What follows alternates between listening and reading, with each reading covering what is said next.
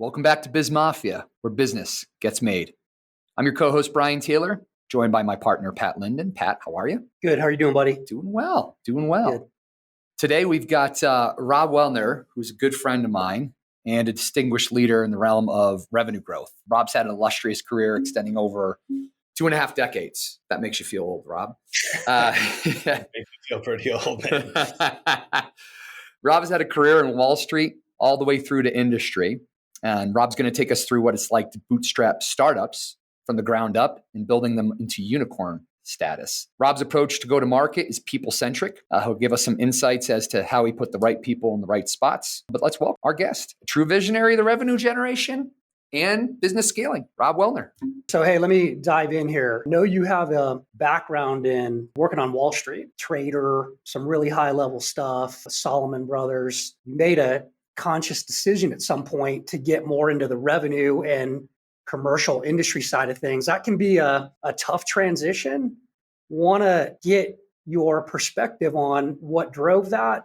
What were the helpful elements of your finance career and what you transitioned into? And what were the things you had to overcome and relearn and adjust from? Yeah, I think that's a great starting question. It took a lot to make the jump from, let's call it the financial world, to like an operating executive. And what I mean by that is I literally, when I made that decision, I had to do a lot of soul search, internal work to actually I made the decision in my mind to actually take the jump. Took a lot of internal soul searching, a lot of work with others. And then I had to be open to starting from the ground level again, which was tough, because I was, let's call it 13 years in my professional career. And when I popped my head up, the first company in San Francisco, I was making less money 13 years into my professional career than I did the first year out of college. So there's some humility that needs to go with that. I think like the internal ego can get in the way, but I'm glad that I did make that jump, because what it did is it opened up my eyes and my mind to there are so many ways to make it over the goal line. And that was something I was unaware of, right? Because I went to a school in the Northeast, Colgate University. There's a lot of Wall Street comes up and recruits people.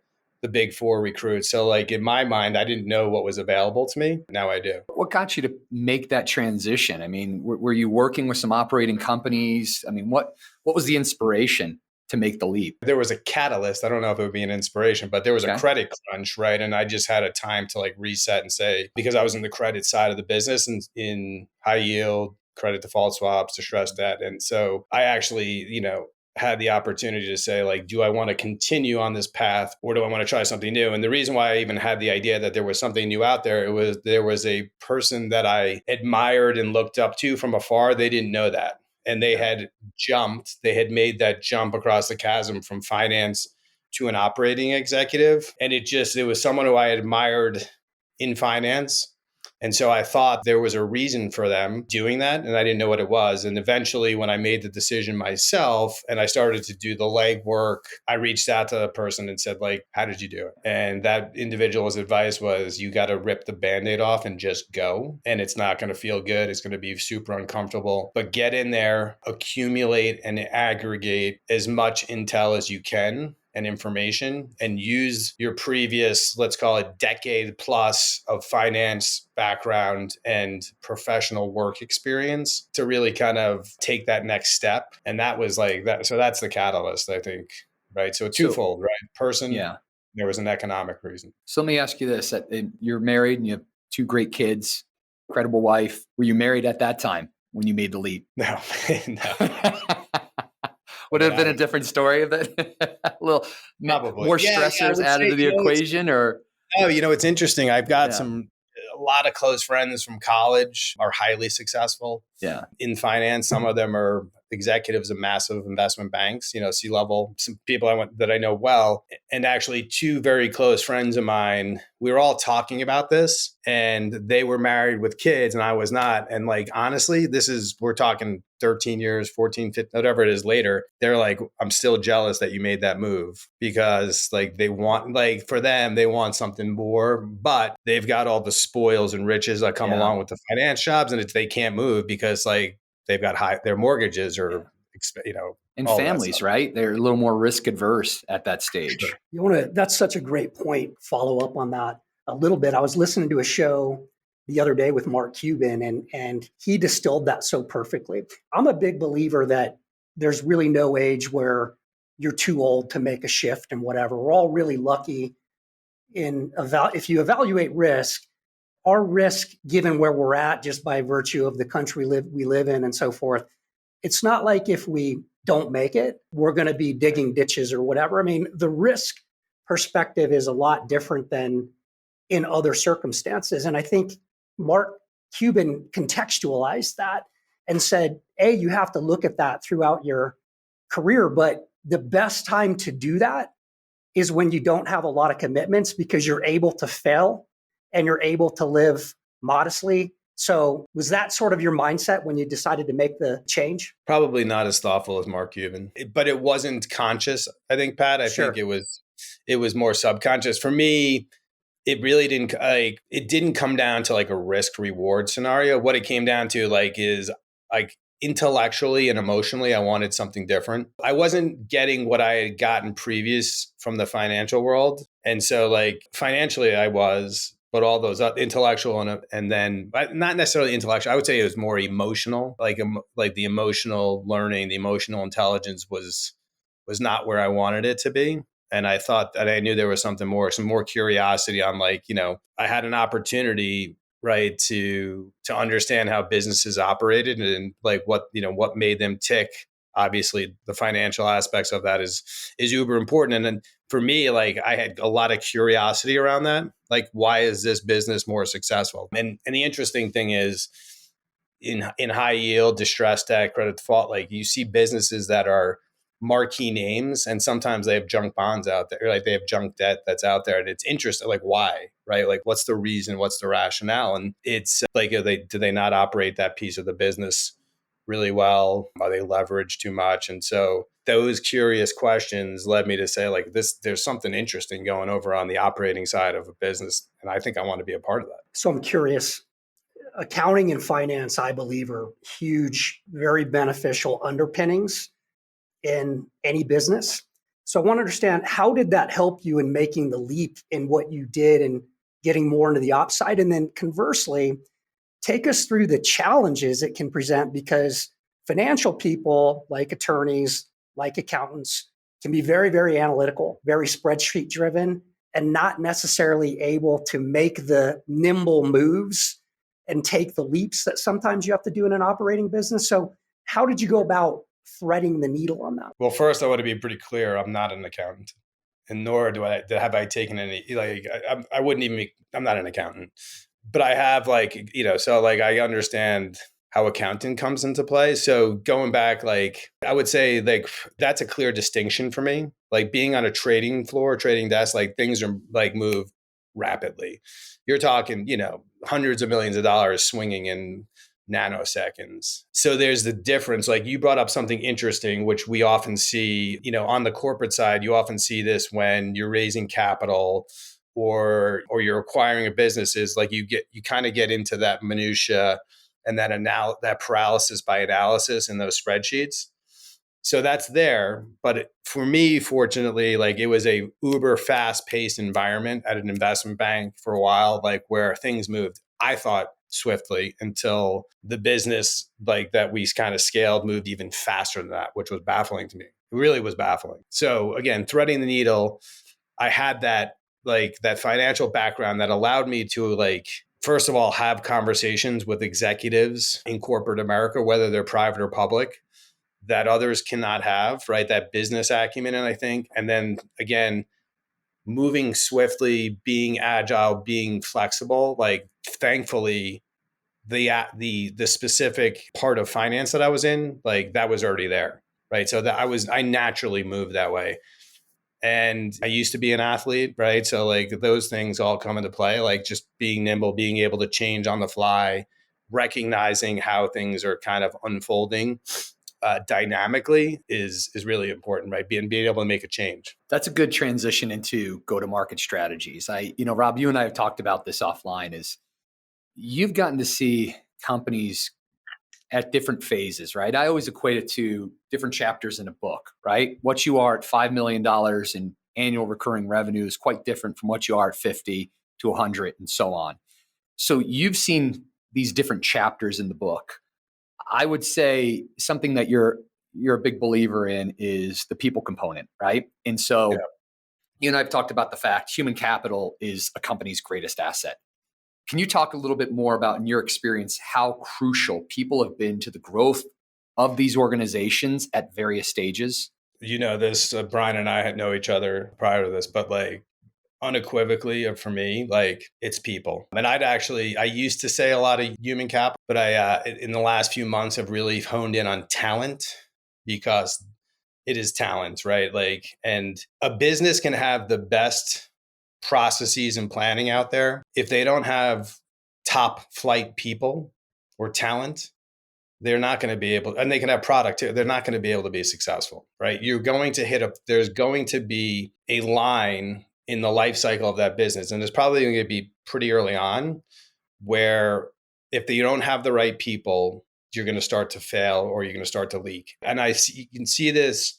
I saw this in finance. You know it from observing other businesses or knowing folks that work at other companies in different industries. Companies, listen, as a leader in a business, it's your job is to manage the profitability of that business, right? Or the success. And so like there are a lot of companies out there, and you know, I've done this myself, like where you skimp, to use a word, like you try and get people in at a lower cost than you would, right? That's helps businesses be successful. It also helps them to go through a significant challenge at some point, because you all of a sudden you wake up and you don't have the right team assembled. And then you're kind of spinning your wheels to move that team up, and either they can do it themselves or you need to hire from outside. And then you've put yourself in a really bad financial situation. I really liked what the CEO of Netflix has to say. You know, a lot of businesses say you're part of the family. And this is me paraphrasing my recollection, but you know, he's like, we're like a sports team. Like you're fighting for your job each and every year. Like that to me resonates. One is like you two are ex-athletes as well. Maybe because of that, but also like, that's just the truth, right? Just because I've been somewhere for 5 years, time is not a tool, right? What it does show is that there's consistency if you're successful. And a lot of people, again, think like that time is a tool. I've been in the seat for 2 years. I've earned the next. And, you know, maybe you have, but maybe you haven't. And so like, that's why like I really liked like what he had to say around like, you know, we treat the people or the talent at Netflix like athletes, like a sports team does, right? And like, hey, listen, the MVP last year might not make the team the following year because they're getting old. And that's just the reality of life, right? So you raised something really interesting, Rob. So with the dynamic with startups, because you've bootstrapped startups and then been part of it all the way up to raising a lot of money and becoming much larger organizations. And given that talent is everything and team is everything, at the early stages of a business, how do you manage it where you might not be able to pay people what they could get in other parts of the market? And then how do you keep them motivated and so forth over a sustained period of time? It's kind of nice to go into a situation, go, rah, rah, rah, we're conquering the world, you're part of it, whatever. But then what happens when reality sets in? And then you're balancing that competitive dynamic that you're expecting. What does that look like? Yeah. Well, I can tell you what my experience has been, right? Like through multiple companies is when you're at a startup position and you don't have the money to pay probably market, you have to like what you have to rely on is like your relationship with those early employees. And so like typically, at least in my experience in multiple companies, they have been some type of relationship, either personal or professional, where if I'm the person trying to get that person to come to the company where I can't pay them probably what they're worth, is believing in what I'm telling them, right? So there's a few people, Brian, you might even be one of them, right? Like that I had to truthfully tell them what I know. It's not what you expect today, but you will be where you need to be in a short time. You have to trust what I'm telling you. And Brian and I didn't know each other prior to that, but there were a few people that I hired early on at Velocity Global that I did know. And they saw that I was at other companies too, like having some success. They needed to take that leap. I'm not going to oversell you on what this is today, but I can tell you that my experience at these companies and, wherever company it is at that time, here's been my experience. And I know you can have that same experience, right? And that both, it comes from both like intellectual and financial kind of growth or professional growth. I call it intellectual, right? But there's all types of intellectual, I think, growth. We can be specific to the professional growth in that specific company, right? Career development, whatever it might be. And that's what you get, right? I mean, it's happened to me a few times where people have been like, hey, can you come in? I don't have anything to pay you. This is a summarization, but like, I can't pay you anything, but it's, there's a phrase out there, eat what you kill if you're in the revenue, right? Like what you bring in, you'll get something of. Otherwise, like you're starving. That's a interesting way to kind of grow professionally. Because what it does, it's actually, I think it's, if you have the ability or the flexibility to kind of get into a situation like that, it can be a really big boost in your career growth, but also in your fiscal growth. Because if you're having massive success, like there's really there's no cap on what you can do. So along those lines, Rob, you're a startup in that startup phase, right? And let's call it sub 3 million. At what point, right? Because you're doing it all. You're a jack of all trades. At what point do you say, this is the revenue number we need to get to before we hire A, or we need to get to a different revenue number so we can hire 3 people? And then how do you determine, what that next hire looks like? Is it based on time management? I'm spending way too much time focused on these areas. I need someone else to take it so I can focus on vision. Walk us through, because that's an interesting transition. So first and foremost, in my past, let's call it 4 companies that I worked on, we were very data driven. And so like we weren't hiring because we thought that one additional hire or salesperson would add that kind of revenue. Like we used the data. And so like that has been a very, and this, Brian, just from us working together, but like that has been a big catalyst and growth multiplier for me. Like the data will give you insight into when you have to do that. When you're in that startup phase, which I think you were kind of alluding to, it's, let's even call it, it's like up to 10 million, like you're getting pulled in everywhere, right? And you're starting to hire teams out in different components and revenue. You're hiring specialists, right? And so like, since you've been there for a time, like you are naturally pulled in from others because you have not only the domain expertise, but also the corporate expertise to kind of navigate that. And at some point, you have to get out of it, right? And, like interestingly at my last job, like I remember specifically the person that I hired at what time, I know the month, I don't remember the exact day, but I knew where I was. I was in Frankfurt, Germany, the airport hotel going to, I think, South Africa when I made the hire.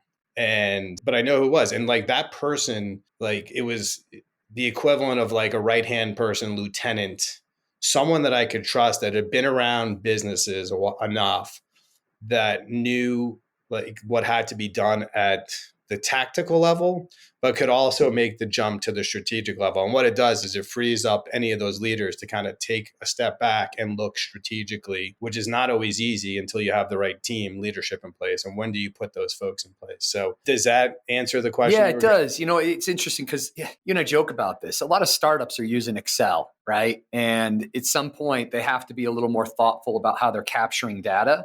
Yeah. And obviously with that comes some additional spend to have the right systems. But sometimes you don't know what you don't know. Is this the right system to capture data? What type of data do I need to capture? And in a way, that's in the build-up phase is where you start to determine what's important and what's a compass in a sense that's going to take us to the right data to make the right hires, to understand the right trends. At what point, Rob, are you now, walk me through as the transition occurs from startup and you're a little more mature, you're over that $10 million that you mentioned, that you start to really focus on things like a comprehensive go-to-market strategy, right? Conversion rates. At what point does CAC and LTV come into consideration? maybe there's components when you're a true startup. At what point, what I'm trying to say is, do you get more sophisticated about it? I mean, ideally, you get sophisticated out of the gates. Like today, in today's world, there are enough leaders out there that can kind of give you the metrics to move by, right? There's enough content. However, you don't need a ton of money and spend to do that. I would say like it is important, like conversion rates. We were doing early at multiple companies. We used, I can't even tell you how many different CRMs in the last 15 years. Some of them, I can't even tell you what their names were. I don't remember. Some of them, they didn't have English as their primary language. So that was challenging. But it's important because like, as you start to like get to your point, like, what are you looking at, right? Well, I mean, at the core on the revenue, you want to look at like leads, like let's call them MQLs, the sales qualified leads to close one, like at the core, right? Like those three things are going to help you. And listen, every business, I just got off a call with a startup business and that's growing like wildfire. And they don't have a marketing dollar spend, but they've been on podcasts and it's garnered enough interest that they don't have enough people to service the demand or just to talk through the demand. And I can imagine, I didn't get into this part of the conversation, but I bet you, even though like I bet you they're struggling to kind of figure out what to measure and how to measure it.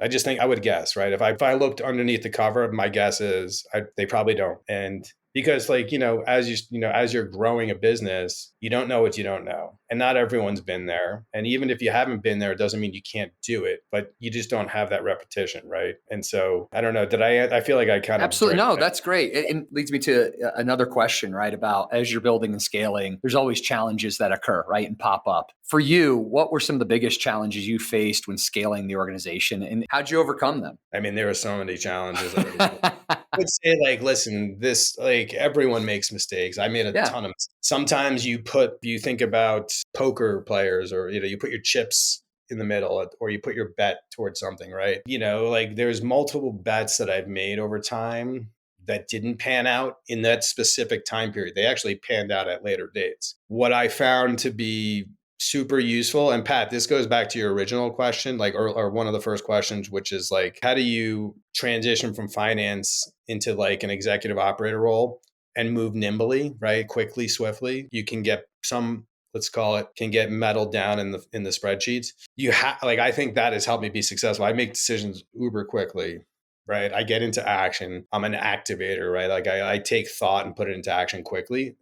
There's a plus side to that when you fail too, right? It's also moving very swiftly to identify failure and then pulling back. Take those chips. They'll either say those chips are lost, let's move some chips elsewhere. There's an example in a business where we went out and hired BDRs, right?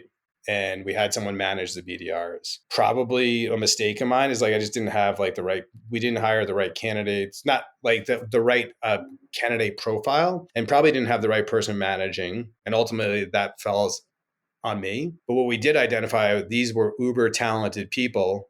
Let's just repurpose them to a group we think they'll be successful. And we had uber success. We moved them from SDRs into partnerships. The partnerships grew significantly.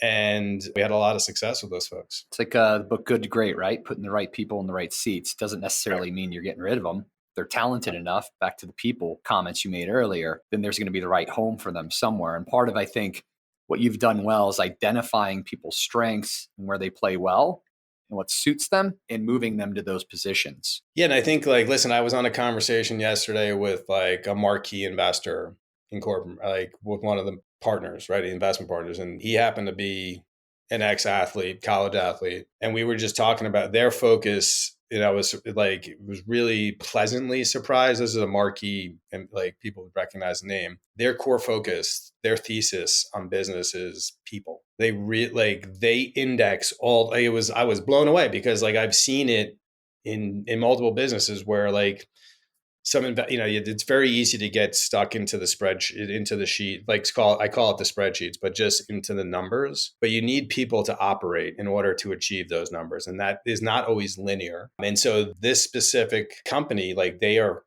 focus is executive personnel because they feel like if they have the right, like senior leadership, and it doesn't have to be just C-suite. What this person was saying is, like executives can mean like the executive team and the layer below. And the people, because they're going to bring the right people with them.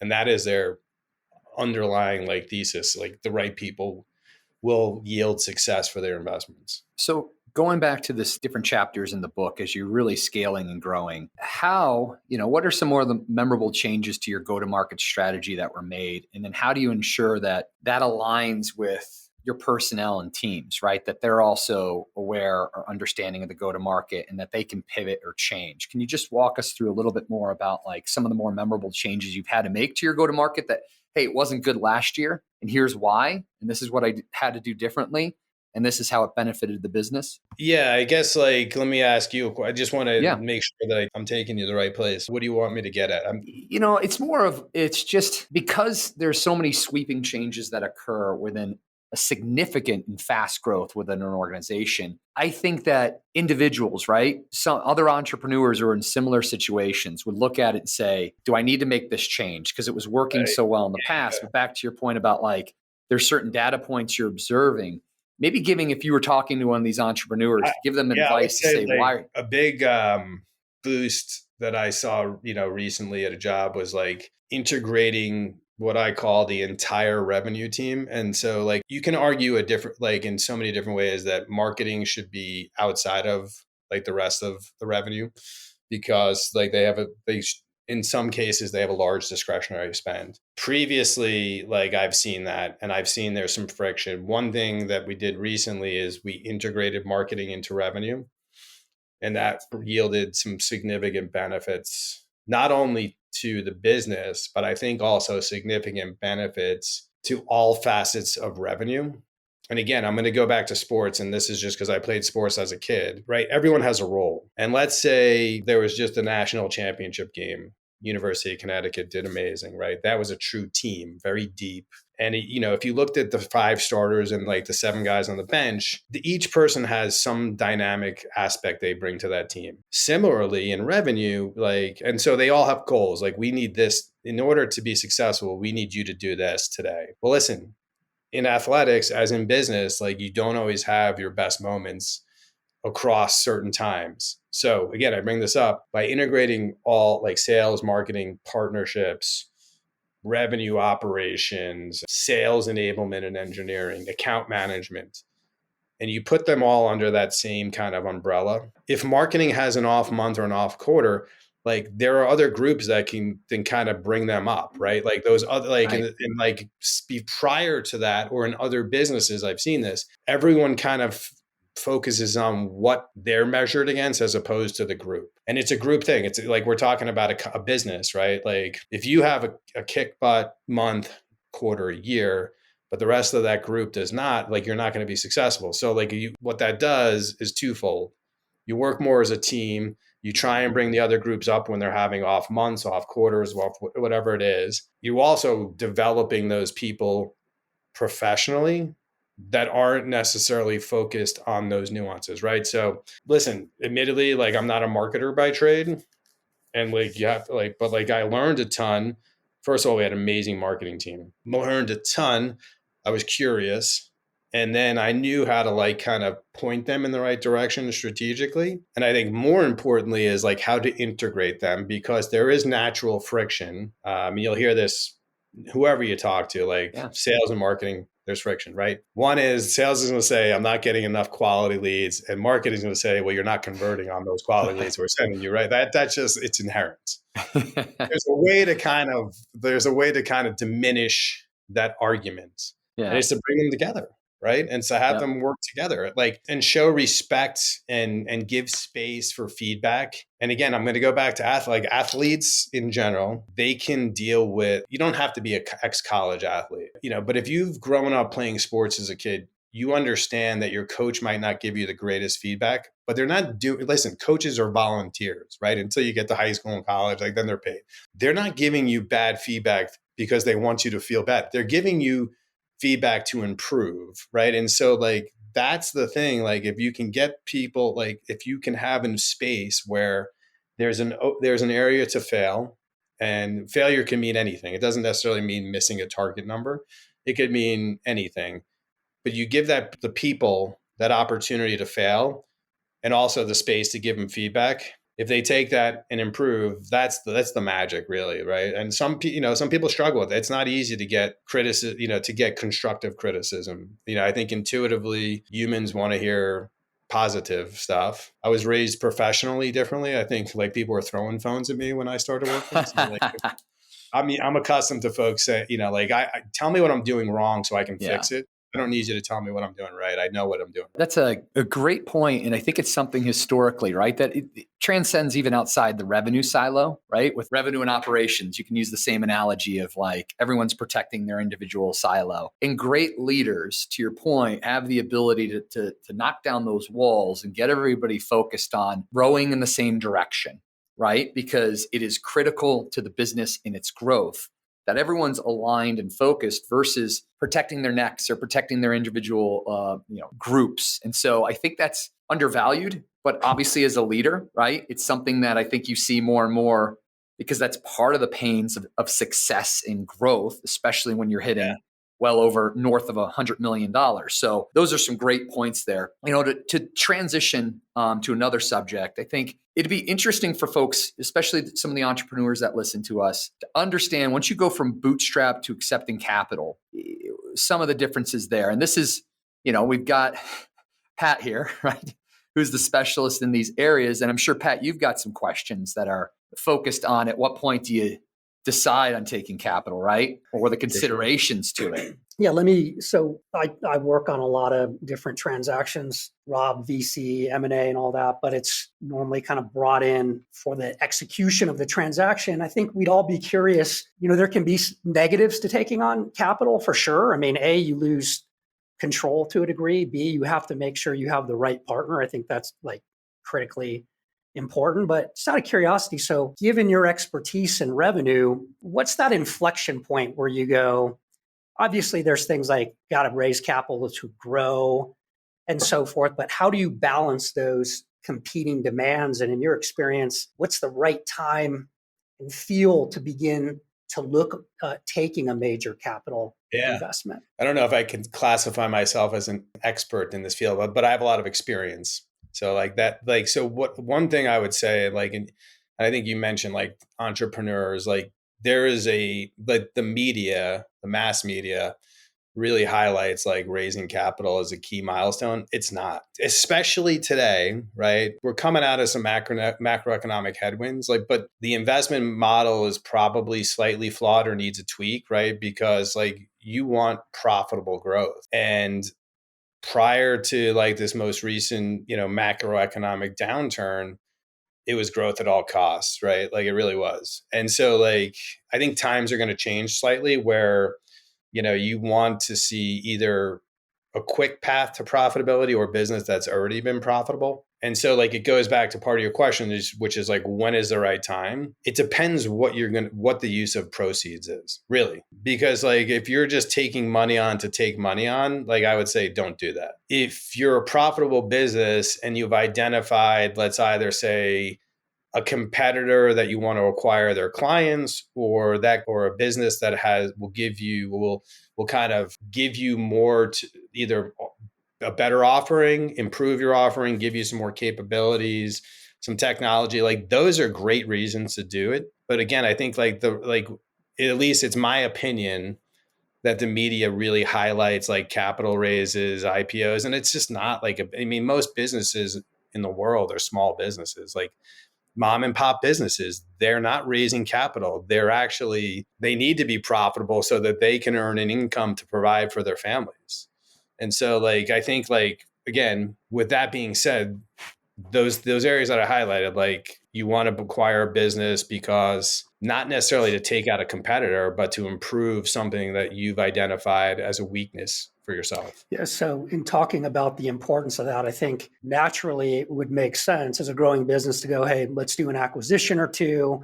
We're going to roll in a new product line or we're going to whatever it is, right? But there's also challenge in integrations, a huge challenge in acquisitions, or frankly, even just in taking on VC or PE money, because sometimes they might be bringing some folks that they're more comfortable with. So I want to hear your perspective on in the acquisitions you've been a part of, what was the focus and what was some of the work that went on to really complete that integration piece? Because it's one thing to look at things from a spreadsheet or to look at it and run models and get in a room and talk about it. It's another thing to put it together profitably and successfully. Yeah.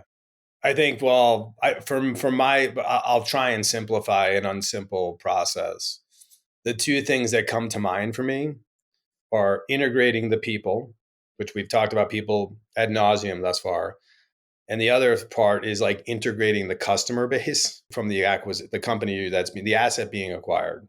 Like those, I think, like, let's simplify something. There's a lot of different areas, but if I was to focus on two things, those would be the core things to focus on. If you truly want to integrate that business into yours, sometimes people acquire, and like you can see large multinationals, publicly traded, Fortune 500 doing it for different reasons. But let's just say, like, let's take those out of the equation and say, generally speaking, to integrate people is challenging, right? There's an inherent fear that you're going to lose your job when your business is getting acquired.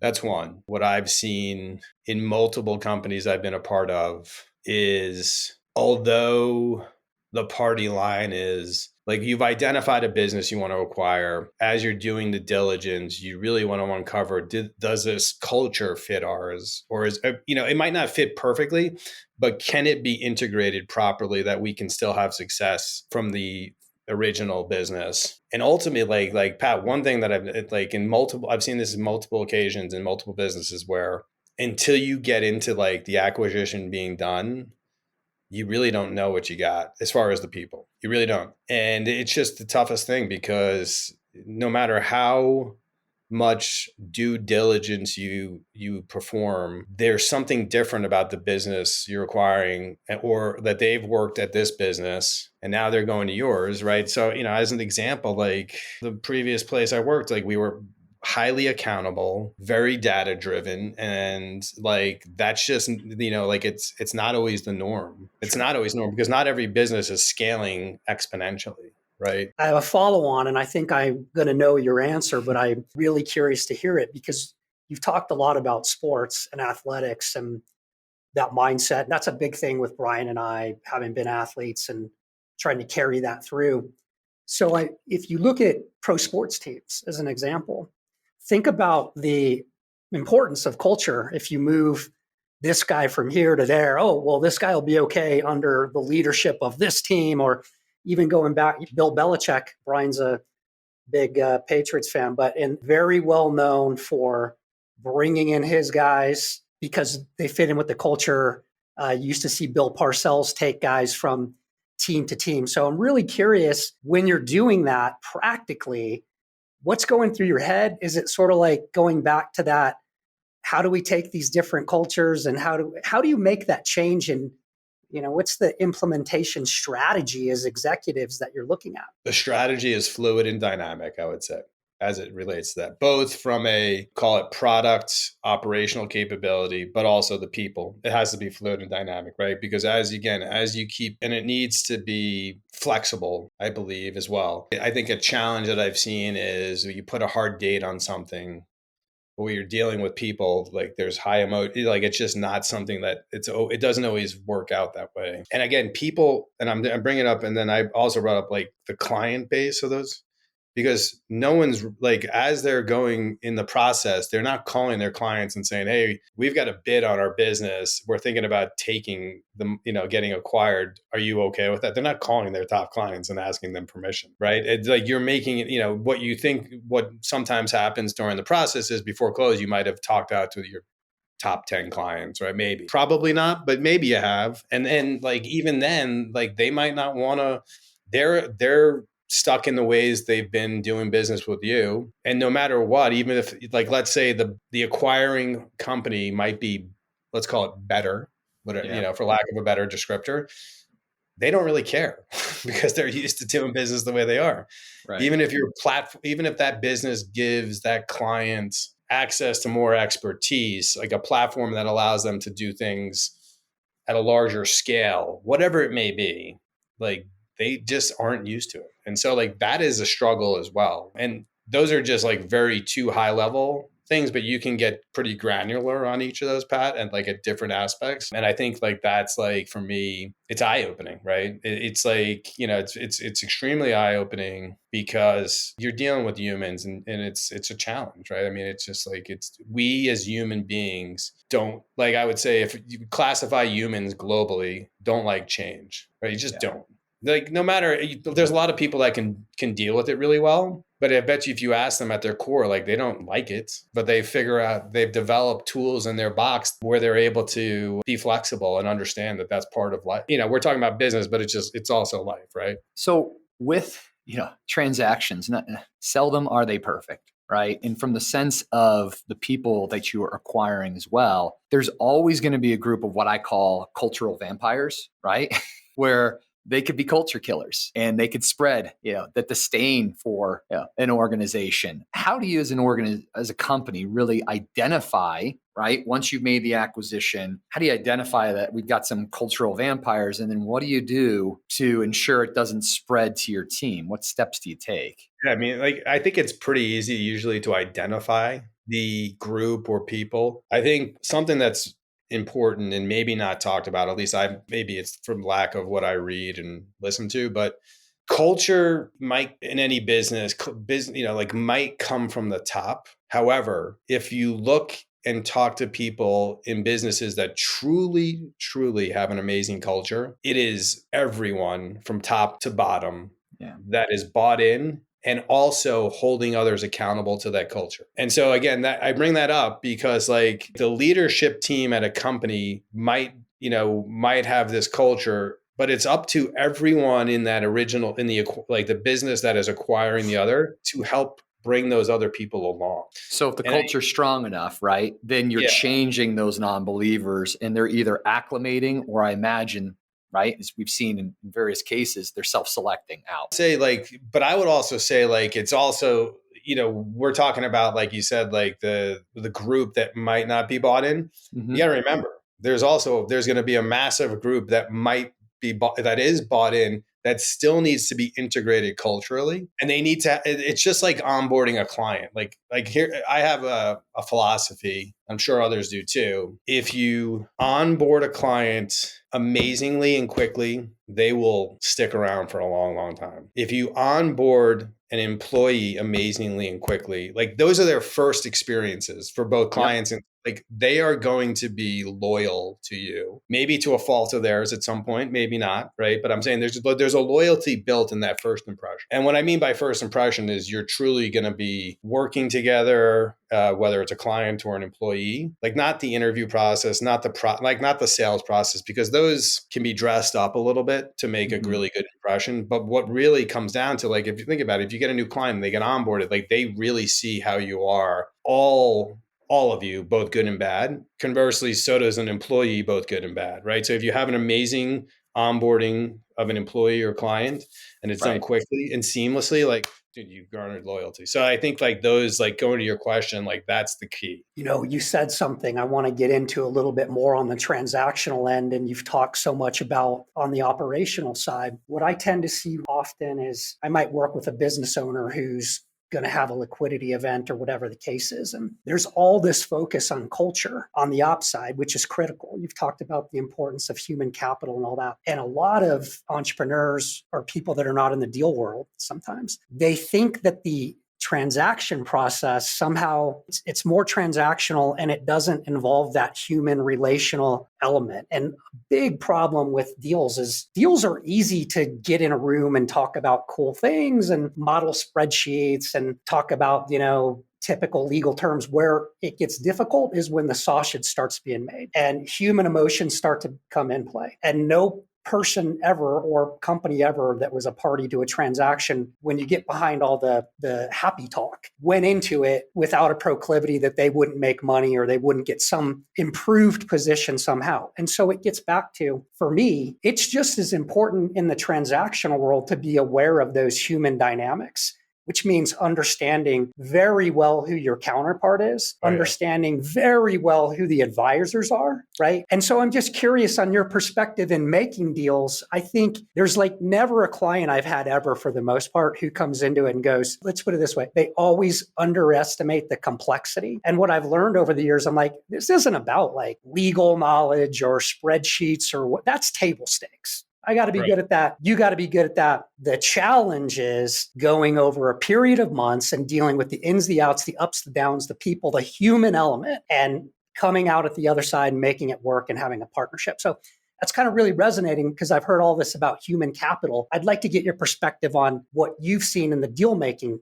part of that as well. It's interesting. Like a few jobs ago, we were actually in making deals in the financial services space. We were, for lack, bolting on like RIAs. So you want to talk like, so when you were just kind of setting the stage, Pat, like it resonated specifically there because in some of these cases, like most of the cases, they don't take that into consideration. And in most of the cases, these are businesses that they've grown themselves and probably have like a soft succession plan. But what we were doing is like aggregating them, right? And so like you've got to take into consideration in making the deal, are these folks like, yes, they're going to give us accretive value to the business, but is it, going back to Brian, like are the people going to drag the rest of that like business down, and is that going to cause an issue? I don't think there's ever a perfect answer, but you can, like, I think that comes down to like, if you have like the leaders, like, so let me weigh in. I think what it comes down to is like leadership. You have to be aware. I think what you have to understand is like operationally, you know that there's people in the trenches carrying out your directives. And I think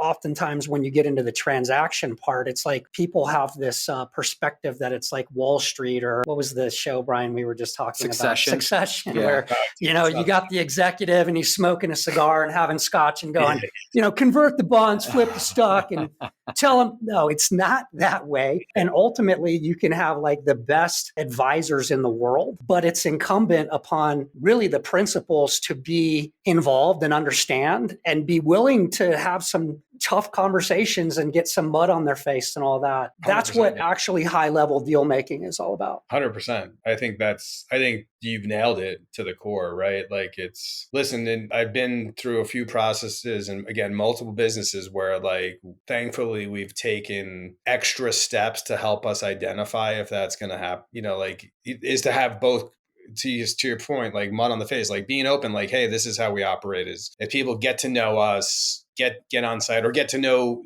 whomever it is you're going to be merging or being acquired by, do they fit, right? Like, because like, you know, folks see the financial upside. They don't, like, to your point, like just don't understand, like all of that is available to you. But if you can't integrate, you might not see that. And that's just coming back from finance, I have a lot of friends who are bankers, investment bankers, right? Like the bankers, they only look at that human capital side at the last possible moment. Literally. I'm shocked. How many deals? Truly shocked to hear that. No, I'm not really. I'm actually not. Deals have you been a part of where like and I'm not even talking culturally. I'm like where those people sit. Like it's the last thing, right? Because like the table stakes is what everyone can get through. Well, and the last thing I want to say on this, because is that when you're making a deal or you're running a company or whatever, you have to have people to execute. You can't do everything yourself. But I always look at it like, don't expect me or the other side or the people doing it not to do something that you're not willing to do yourself. If that makes sense, right? That makes and sense. Sometimes I think executives have to analyze that. Like, you have to be willing. If you are sitting across the table and having this really hard line position, or whatever it is, like you got to be willing to do that yourself. Yeah. You know, it's not just ask other people. It's good points.